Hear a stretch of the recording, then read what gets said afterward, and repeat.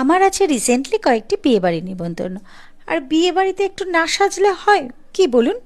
আর সেই জন্যই চলে এসেছি কয়েকটা জুয়েলারি কালেকশন নিতে, তবে গোল্ড নয় কিন্তু। আমি অনেকদিন ধরেই বলছিলাম যে তোমার সাজাবো, যতনের এখানে আসবো। তো আমার বন্ধু বান্ধবরা সবাই এসে ঘুরে গেছে, সবাই প্রচুর কালেকশন নিয়ে গেছে, সবাই বলছে তোর বাড়ির কাছে তুই যাচ্ছিস না। তো লাস্ট আজকে আসা হলো আলটিমেটলি, আর এসে পাপিয়াদির সাথে দেখা হলো। এই যে দিদিও রেডি হয়ে পড়েছে। তো এখানে তো আমার বন্ধু বান্ধবরা সবাই আসছে। আর সত্যি দিদি তোমার কালেকশন দারুণ।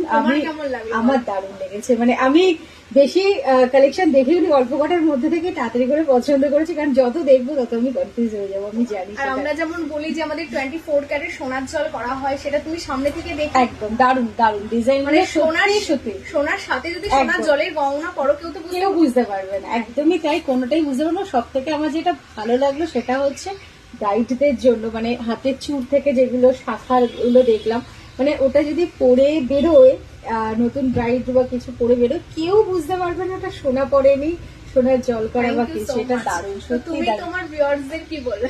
আমি আমার ভিউয়ার্সদের বলবো একবার আসো, ভিজিট করো। আমার লেট হয়েছে, তোমরা লেট করো না। দেখিয়ে দাও সবাইকে আমাদের আমি প্রচুর কালেকশন গুলো দেখাচ্ছি।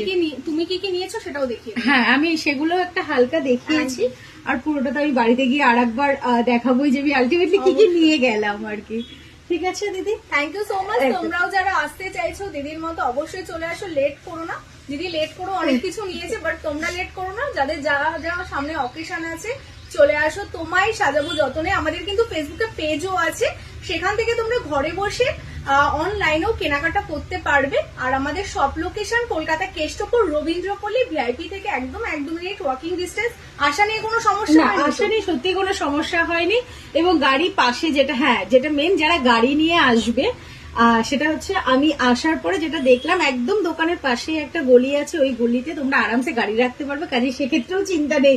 যারা গাড়ি নিয়ে আসবে তাদের হয়তো চিন্তা থাকে যে আজকে আমি ভাবছিলাম যে কোথায় গাড়ি রাখবো, কি করবো, এবং সেটা এসে দেখলাম পাশেই একটা রাস্তা আছে, এই রাস্তাটার মধ্যে আমি আমরা ওখানেই রাখতে বলে। এই যে তোমার জিনিসগুলো চলে এসেছে একদম। এই যে দেখো আমি যেগুলো নিয়েছি, এই হচ্ছে সেই বক্স গুলো। এবার বাড়িতে গিয়ে আমি ডিটেলসে তারপরে তোমাদেরকে দেখাচ্ছি কি কি আমি নিলাম।